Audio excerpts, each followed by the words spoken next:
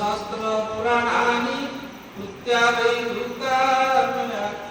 स्वयं लोक गुरु साक्षात जायते वेदतत्त्वविद श्रीगुरुदेवଙ୍କ ଆଶ୍ରୟରେ ତାଙ୍କରି ମହତି ଇଚ୍ଛା ପ୍ରକାଶ वेद और पुराण प्रभृति अनेक शास्त्र सम्मत प्राणायाम प्रकाश करी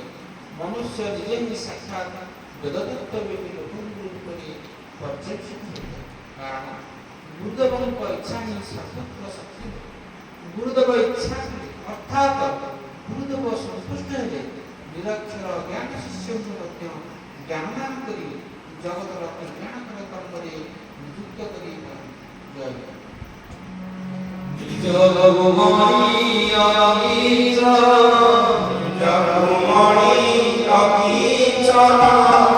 आशीष